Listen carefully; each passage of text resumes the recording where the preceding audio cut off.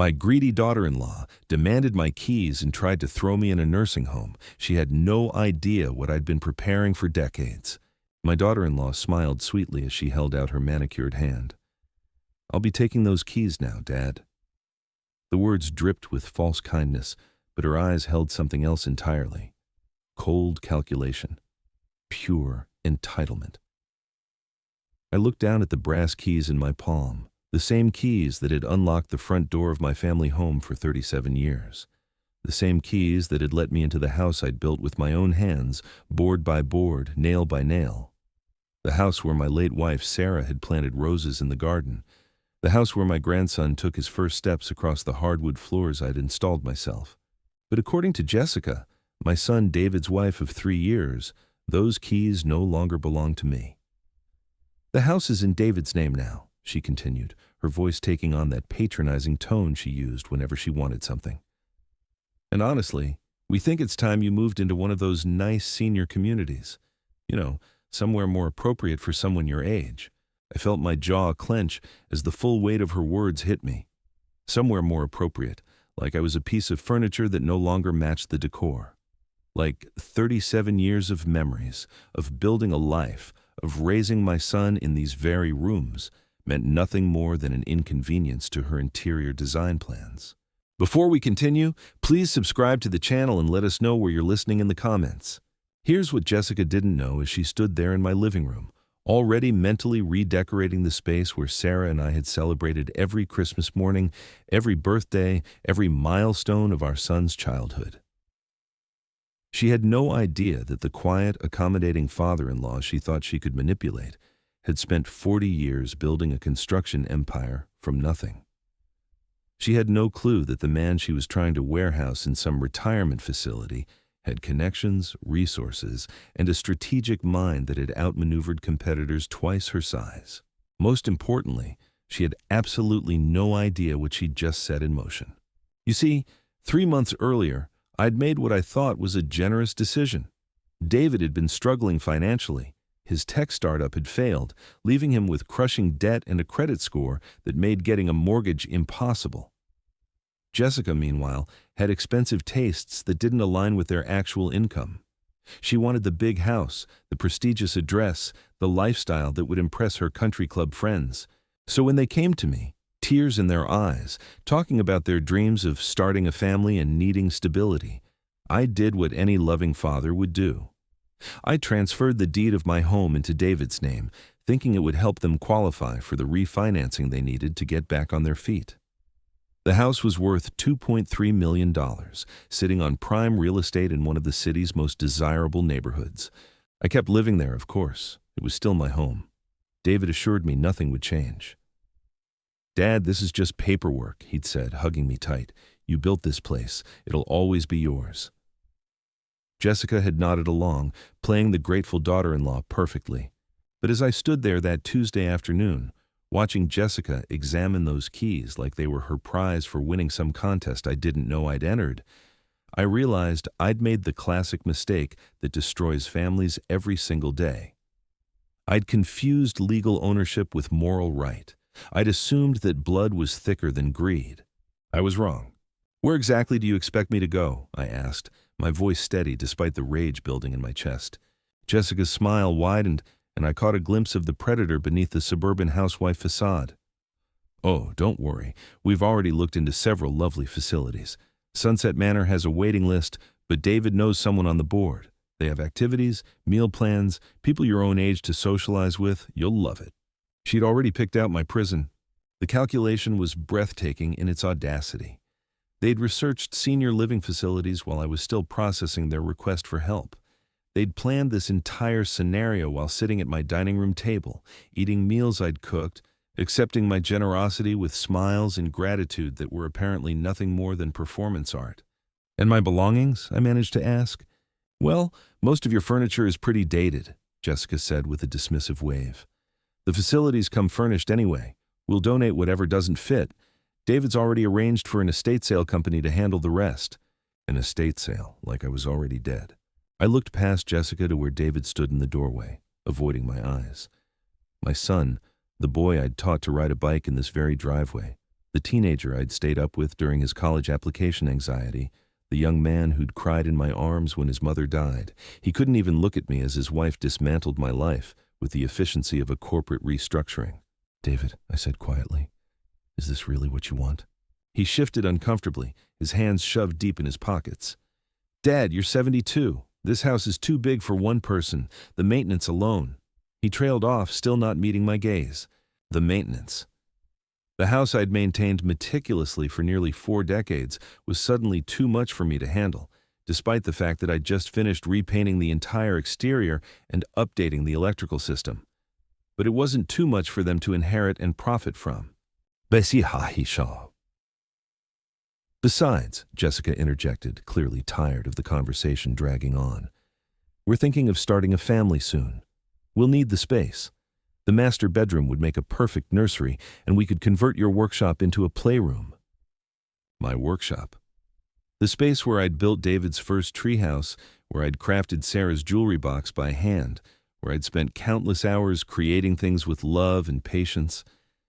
They wanted to turn it into a playroom for children who didn't even exist yet. That's when I understood with crystal clarity that this wasn't about my age or their concern for my well-being. This was about money. Pure and simple. They wanted my $2 million house, and I was the inconvenient obstacle standing between them and their windfall. Jessica held out her hand again, more insistently this time. "The keys, Dad." I looked at those keys one more time. 37 years of history reduced to metal and brass.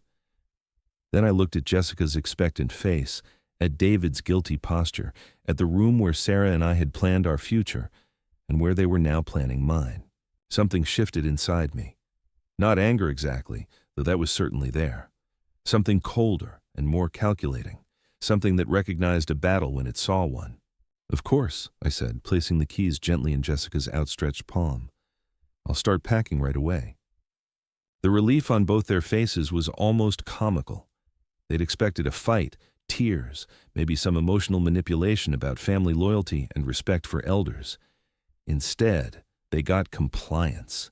Easy, grateful compliance from the doddering old man they thought they'd outsmarted. Jessica pocketed the keys with visible satisfaction. "Oh, and Dad? The estate sale company will be here Thursday to start cataloging everything.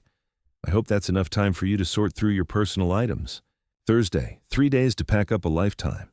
"That should be plenty of time," I said with a smile that didn't reach my eyes. After they left, I stood alone in the house that was no longer legally mine, surrounded by the evidence of a life well lived that had just been declared worthless by the people I'd loved most. But instead of despair, I felt something I hadn't experienced in years: clarity. You see, what Jessica and David had failed to consider in their rush to claim their inheritance was a simple but crucial detail. While the house might be in David's name, the land it sat on told a different story entirely. A story they were about to learn the hard way. I walked to my home office, past the family photos that would soon be sold to strangers, past the bookshelf filled with construction manuals and business journals, past the filing cabinet that held 40 years of contracts, permits, and very carefully maintained legal documents. I pulled out a thick folder labeled Property Records and spread the contents across my desk. Surveys, easement agreements, mineral rights documentation, and most importantly, the original land purchase contract from 1987. The contract that established something called a life estate, giving me the legal right to live on this property until my death, regardless of who owned the structures built upon it. It was a standard protection I'd insisted on when I first bought the land, back when I was young and paranoid about protecting my family's future. Sarah had laughed at my obsession with legal safeguards back then. "Robert, you're acting like someone's going to steal our home," she'd said. Turns out, she was right to laugh, and I was right to be paranoid. I reached for my phone and scrolled through my contacts until I found the name I was looking for. Margaret Chen, real estate attorney and the daughter of my former business partner. I'd helped put her through law school 20 years ago when her father couldn't afford the tuition. "Margaret," I said when she answered, "it's Robert Sullivan. I need your help with something urgent."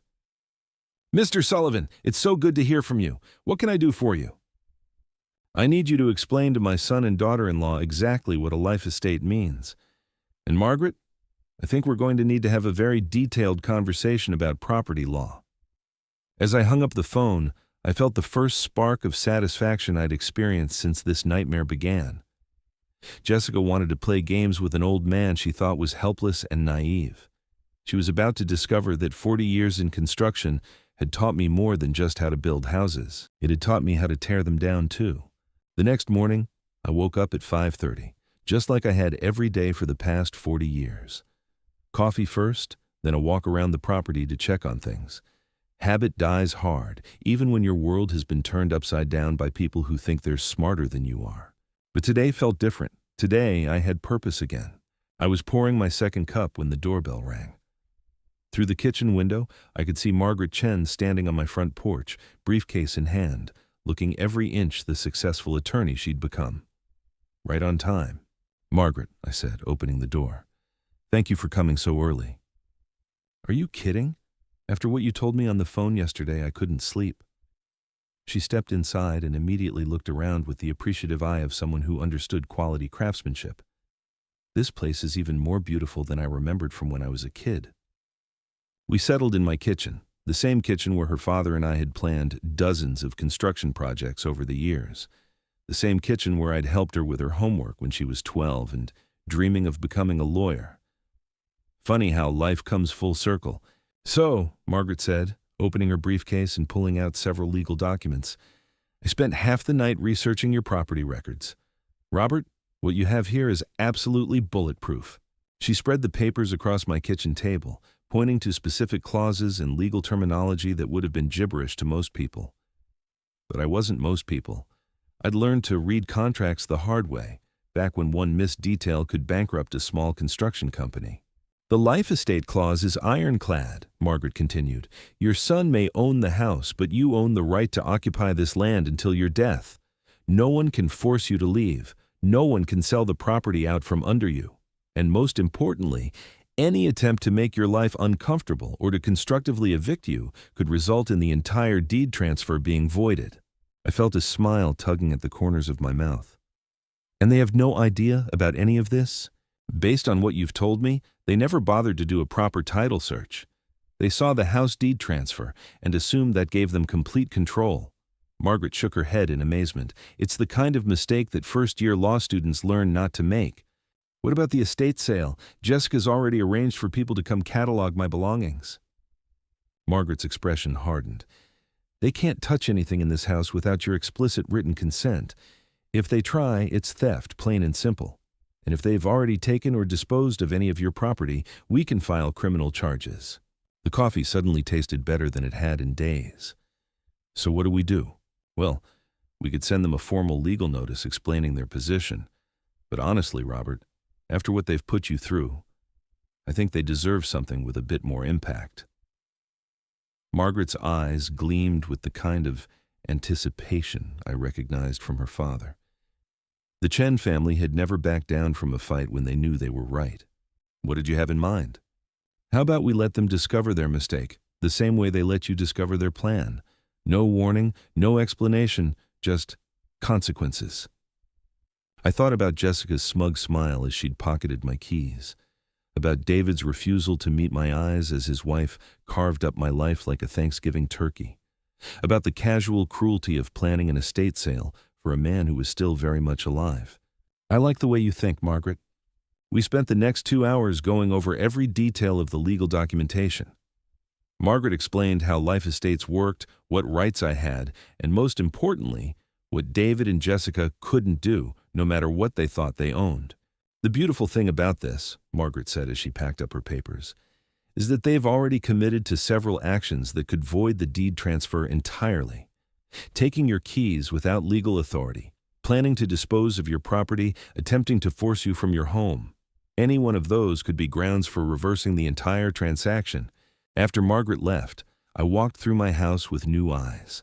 Every room, every piece of furniture, every photograph on the wall represented not just memories, but legal rights that couldn't be taken away by entitled children who'd mistaken generosity for weakness.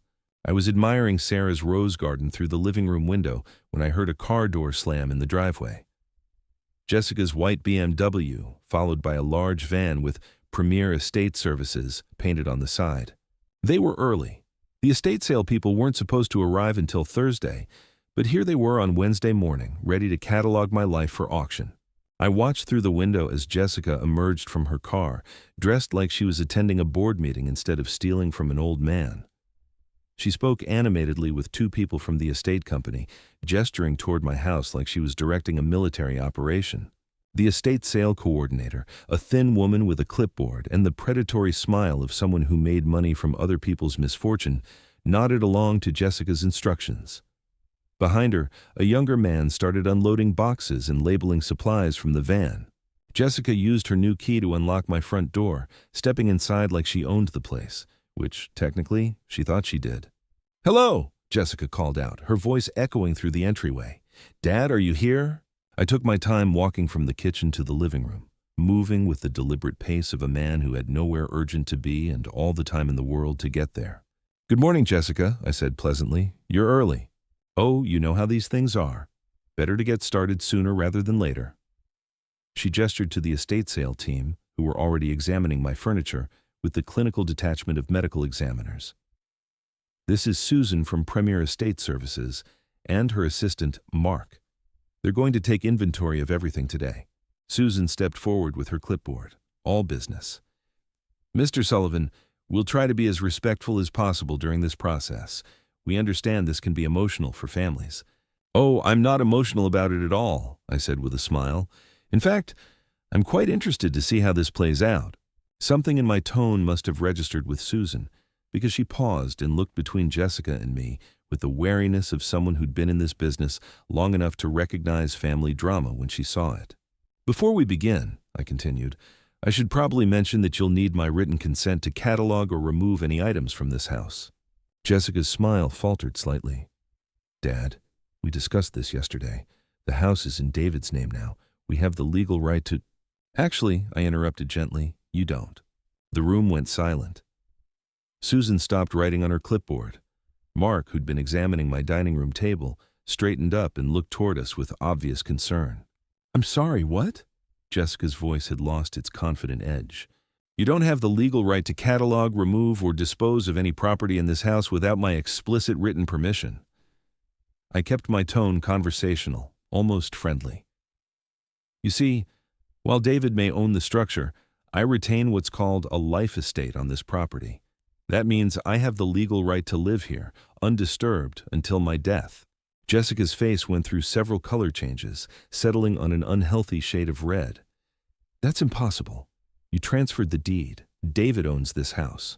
"David owns the house, yes, but not the land it sits on, and certainly not the right to evict me or dispose of my belongings." I turned to Susan, who was looking increasingly uncomfortable. "I'm afraid there's been a misunderstanding.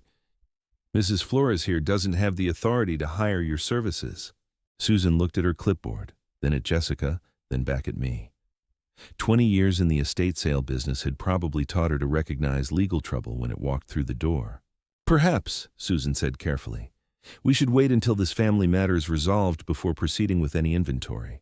"There's nothing to resolve," Jessica snapped, but her voice cracked slightly on the last word. "I have the keys. David has the deed. This man is just a bitter old fool who can't accept that he's no longer welcome here." "Actually," I said, pulling out my phone, "let me clear this up for everyone." I dialed Margaret's number, putting the call on speaker so everyone could hear. "Margaret Chen, attorney at law." "Margaret, it's Robert. I have Jessica here with some estate sale people, and there seems to be some confusion about who has the authority to dispose of my property." "Ah, yes, we discussed this might happen." Margaret's voice carried the crisp authority of someone who'd dealt with this exact situation before. "To whom am I speaking?" Susan cleared her throat nervously. "This is Susan Walsh from Premier Estate Services. Bishi." "Ms. Walsh, I'm Margaret Chen, Mr. Sullivan's attorney. I need to inform you that Mr. Sullivan holds a life estate on this property, which means he has the exclusive right to occupy these premises and control all personal property within until his death. Any attempt to catalog, remove, or dispose of his belongings without his written consent would constitute theft under state law." The silence that followed was deafening.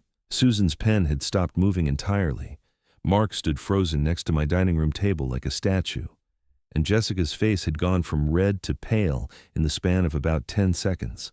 Furthermore, Margaret continued, if any property has already been removed or disposed of, we'll be filing both civil and criminal charges against all parties involved.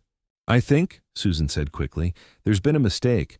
Mark, pack everything up, we're leaving.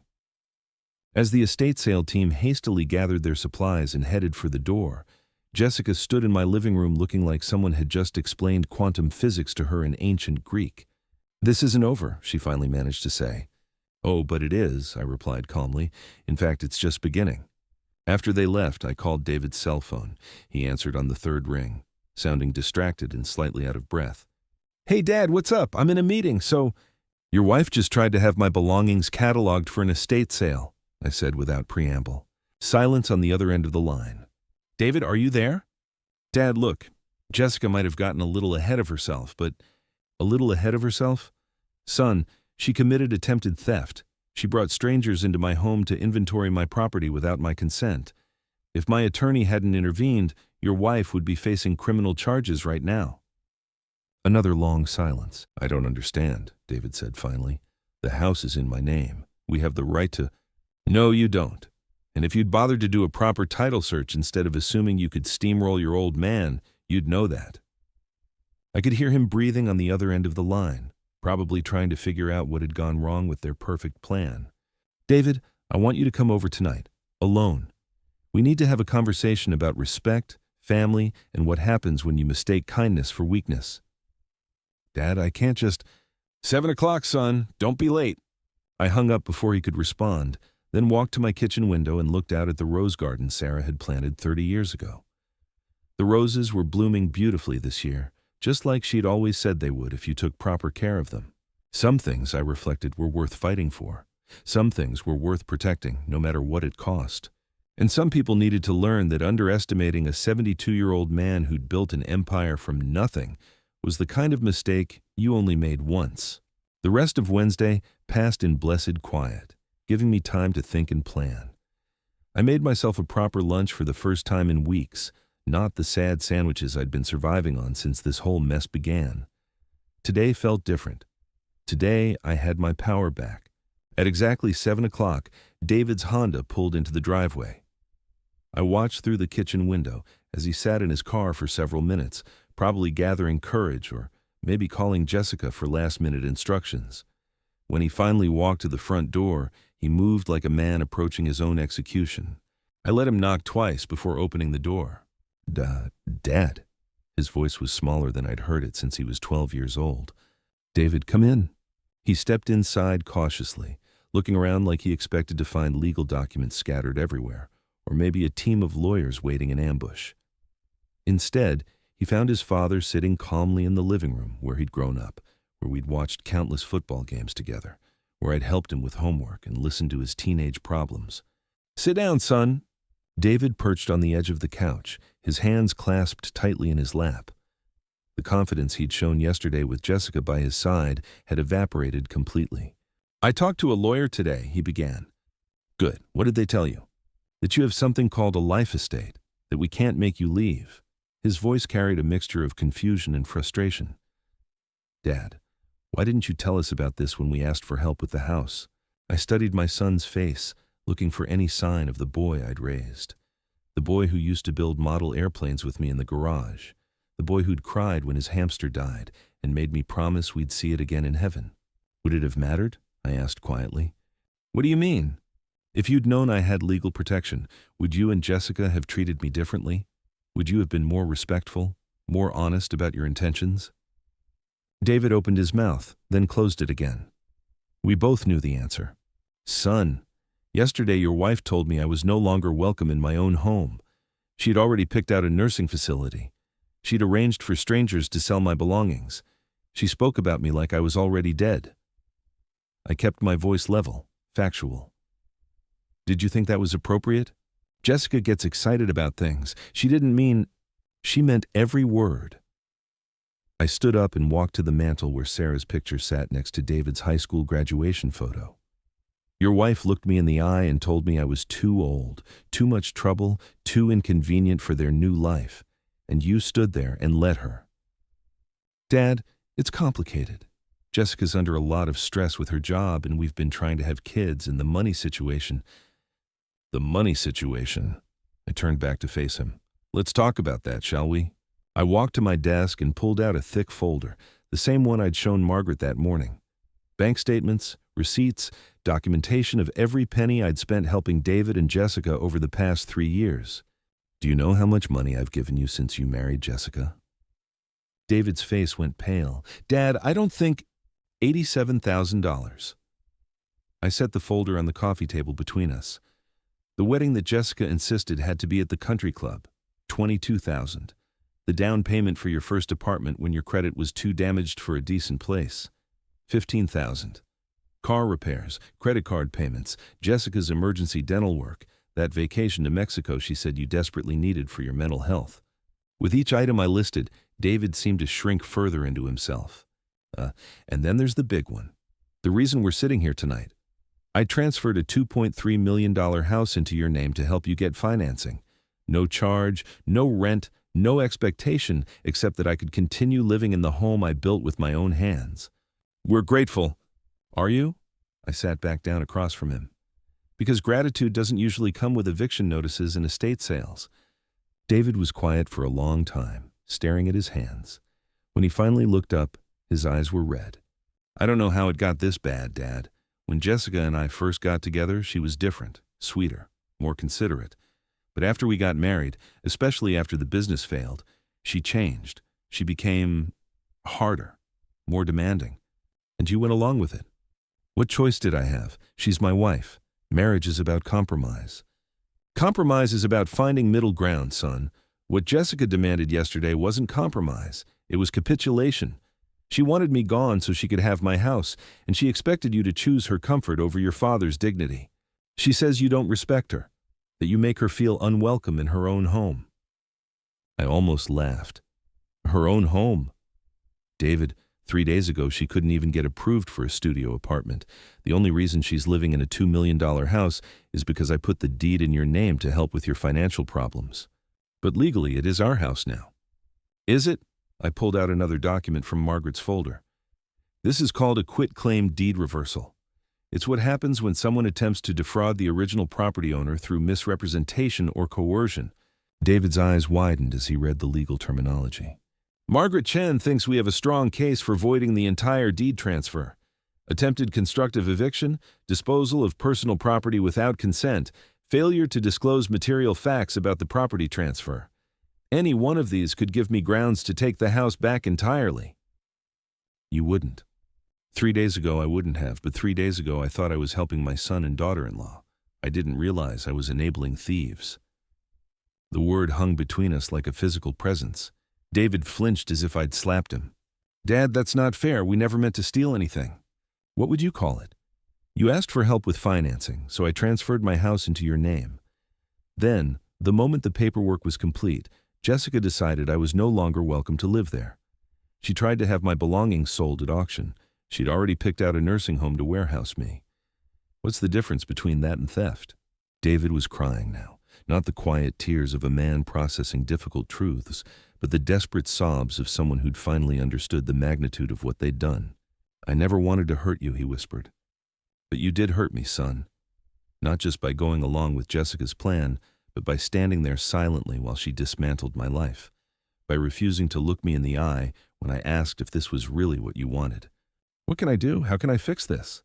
I looked at my son, this man I'd raised and loved and sacrificed for, who'd let his wife convince him that his father was disposable. Part of me wanted to comfort him, to find some way back to the relationship we'd once had.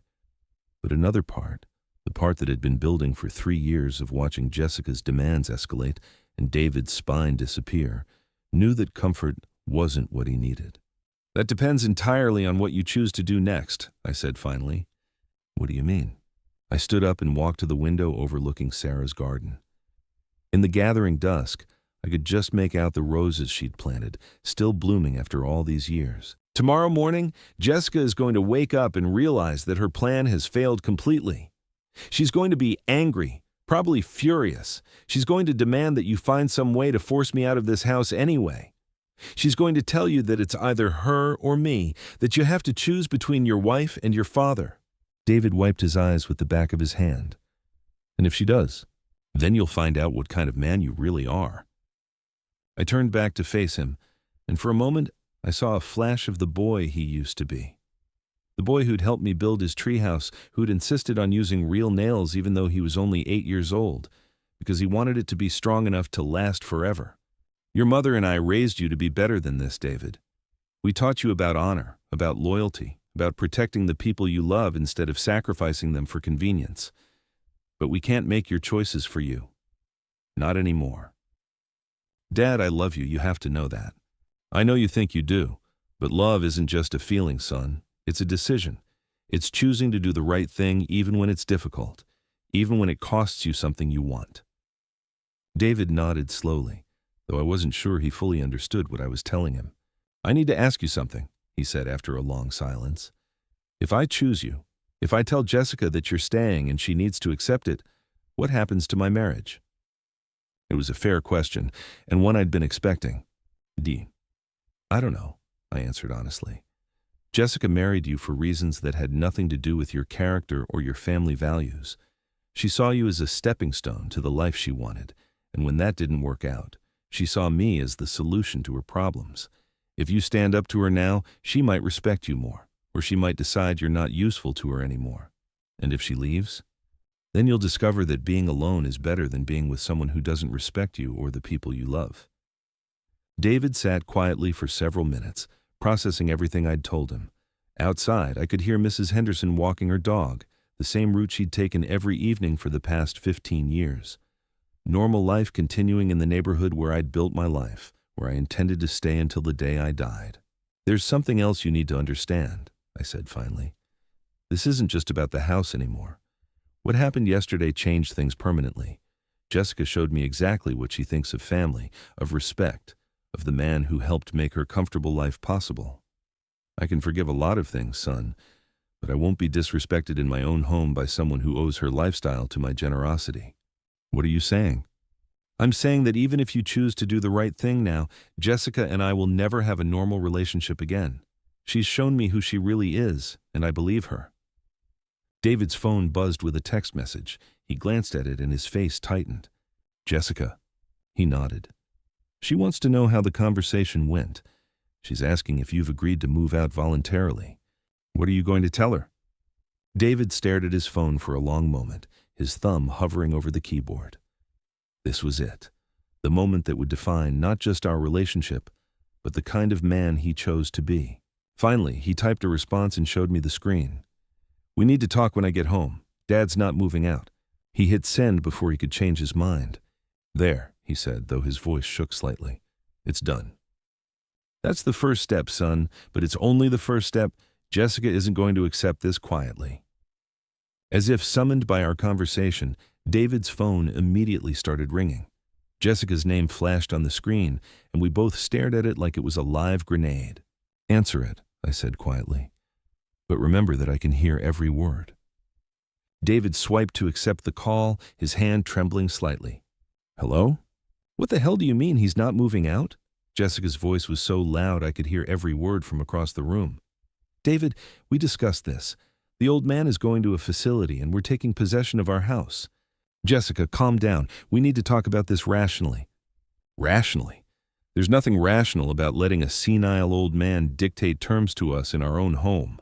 I felt my jaw clench at the word senile, but I remained silent. This was David's test, not mine. He's not senile, Jessica, and it's not our home. Legally, he has the right to stay here until he dies. Then we'll break the lease or whatever legal nonsense he's hiding behind? David, I am not spending the next 20 years taking care of your decrepit father while he slowly destroys the house we're supposed to inherit. The casual cruelty in her voice was breathtaking. She wasn't just talking about evicting me, she was planning for my death like it was a business opportunity. Jessica, you need to stop. You're talking about my father. Your father who's been manipulating us from day one. Your father who transferred the house to you knowing he had some kind of legal loophole that would let him stay. Don't you see? He played us, David. He made us think we were getting our own place when really he was just setting up a way to control us forever. I had to admire the speed with which she'd reconstructed reality to make herself the victim. In Jessica's version of events, my generosity had been manipulation. My desire to continue living in my own home was control, and their attempt to warehouse me was somehow justified self-defense. That's not what happened, David said, but his voice lacked conviction. Isn't it? Think about it, David. He could have just helped us get a loan for our own place. Instead, he insisted on transferring his house to us. Why? Because this way he gets to keep living in his precious mansion while we're stuck taking care of him like unpaid servants. I could see the doubt creeping into David's expression. Jessica had always been skilled at rewriting history to suit her needs, and she was using every psychological trick she knew to make David question his own memory of events. I don't remember it that way, David said weakly. Of course you don't.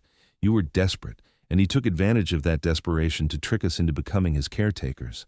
David, if you don't force him out now, we'll never have our own life. We'll never be able to start a family in peace. We'll be stuck in his house following his rules until the day he dies. The manipulation was masterful in its audacity. Jessica had transformed their attempted theft into victimhood, their greed into self-defense, their cruelty into necessity. And I could see it working on David, could see him starting to doubt himself and his memories. This was the moment that would determine everything.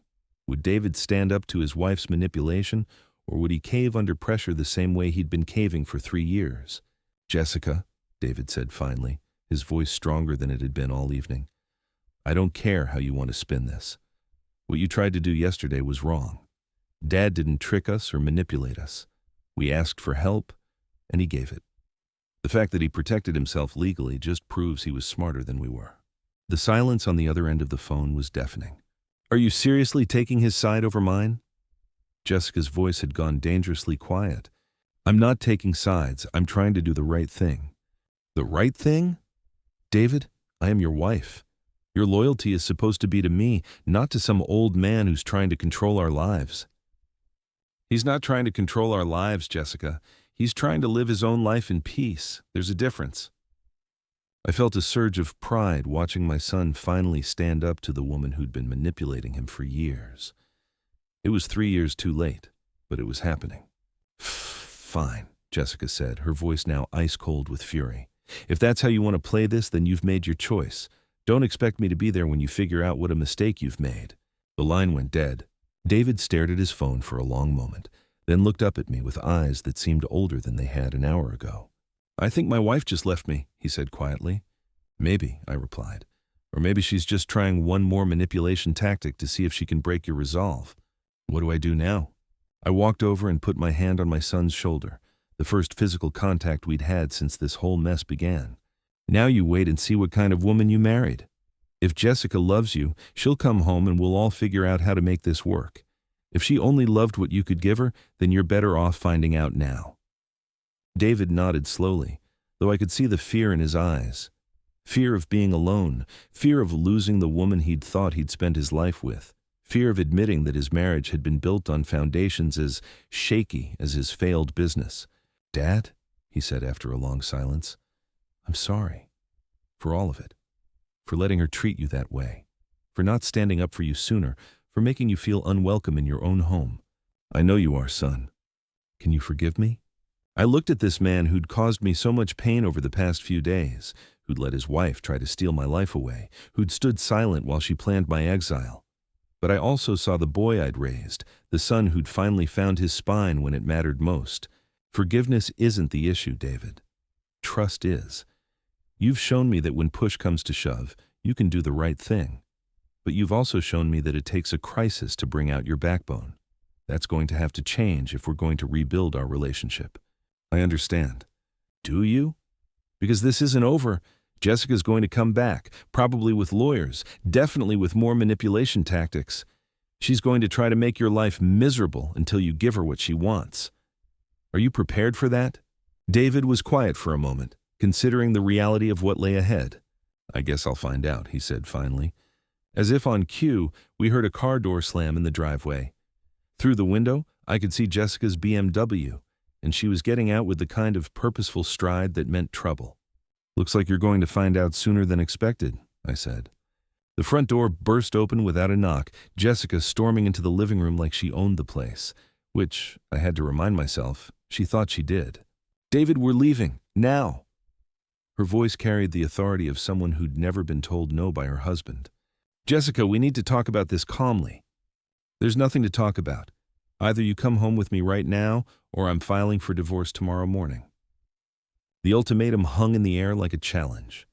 Jessica stood there in her designer clothes, perfectly made up even at 8 o'clock at night, holding my son's marriage hostage to get what she wanted. David looked at her, then at me, then back at her. I could see him weighing his options, measuring the cost of standing up to her against the price of giving in.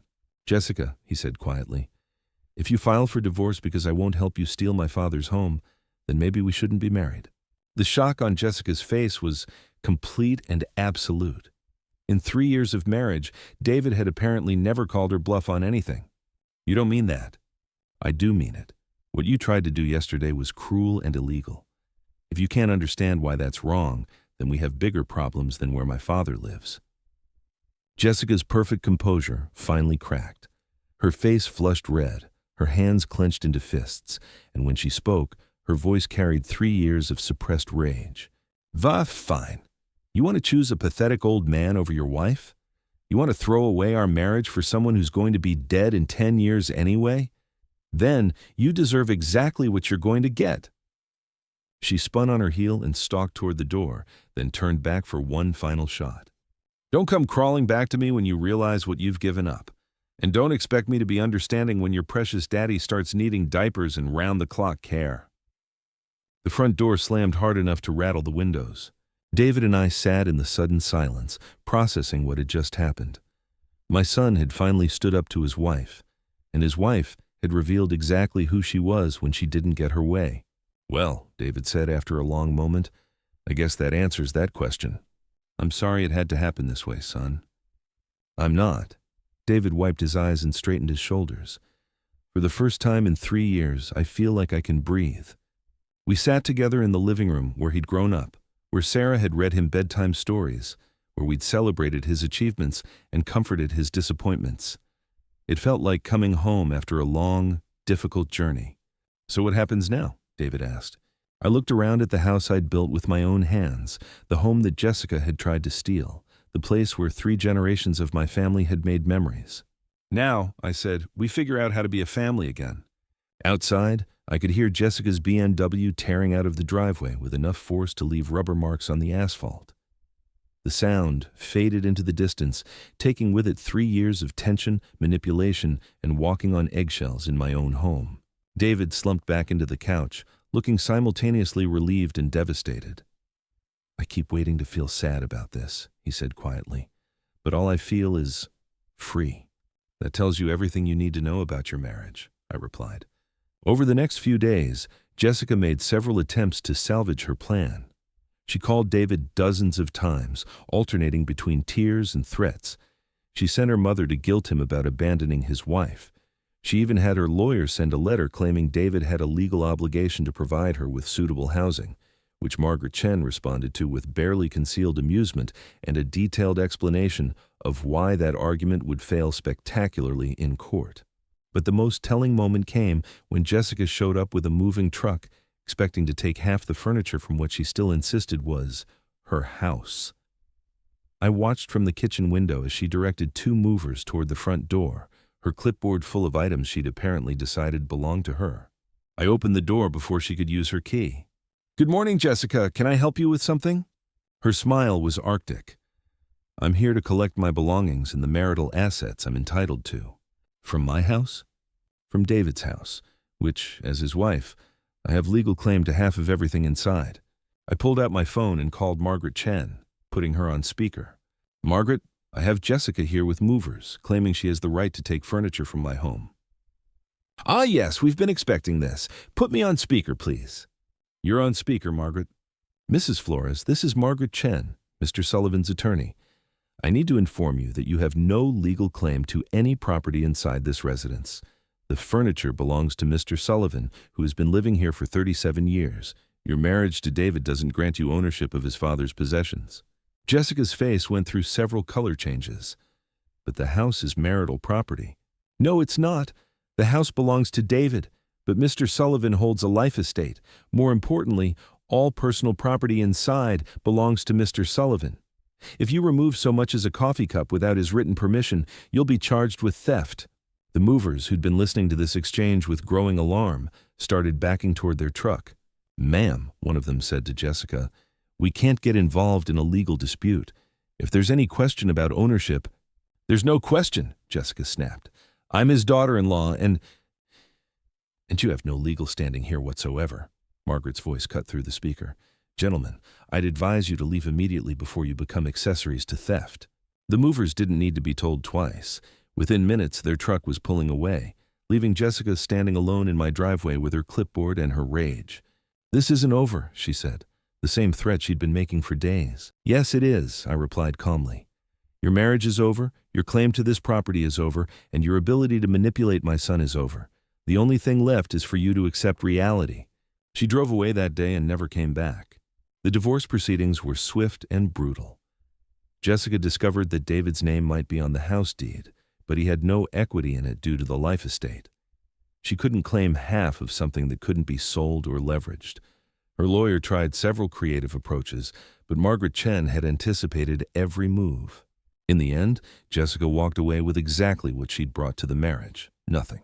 David, meanwhile, began the slow process of rebuilding himself. He moved back into his childhood bedroom temporarily, and we started having the conversations we should have been having for years.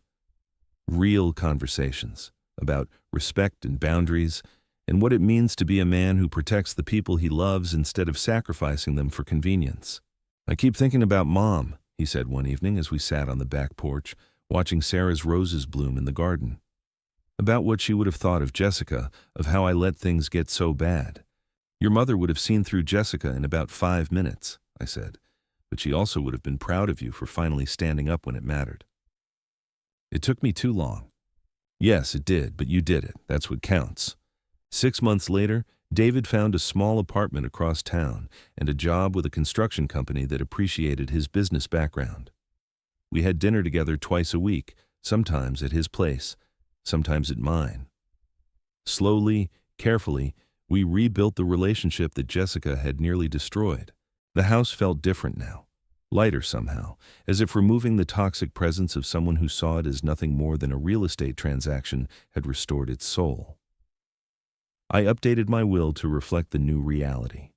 The house would go to David when I died, but only if he promised to live in it himself for at least 5 years. No flipping, no quick sales, no treating it like a commodity. If he wanted to sell after that, fine. But he had to understand its value first. Margaret Chen made sure the legal documents were bulletproof. "After what you've been through," she said, "I want to make sure no one can ever pull this kind of stunt again." On quiet evenings, I often found myself sitting in Sarah's chair, looking out at the garden she'd planted and thinking about the lessons learned. Jessica had taught me that generosity without boundaries is just enabling, that legal protections matter as much as family bonds, that sometimes the people you love most will disappoint you in ways you never imagined possible. But she'd also taught me that standing up for yourself, even at 72, was not only possible, but necessary. That respect isn't something you can demand, it's something you have to command. That home isn't just a building you live in, it's a sanctuary you protect. Most importantly, she taught me that real family isn't about blood or legal documents or shared addresses. It's about people who choose to love and protect each other, even when it's difficult, even when it costs them something they want. David proved he was real family. Jessica proved she never was. And I proved that this old man wasn't going anywhere. The $2 million house Jessica had tried to steal remained exactly where it had always been, on the foundation I'd poured myself 37 years ago. The roses Sarah planted still bloomed every spring. The workshop where I'd built David's treehouse still held my tools and my memories. And the keys that Jessica had demanded so confidently that Tuesday afternoon, well, I had those back too. After all, some things are worth fighting for. Some things are worth protecting. And some people need to learn that respect isn't negotiable, generosity isn't weakness, and home is exactly where you make your stand. If you like this story, please like this video, subscribe to the channel, and share your thoughts in the comments below. Click the video on your screen to hear another incredible story about family justice and standing up for what's right.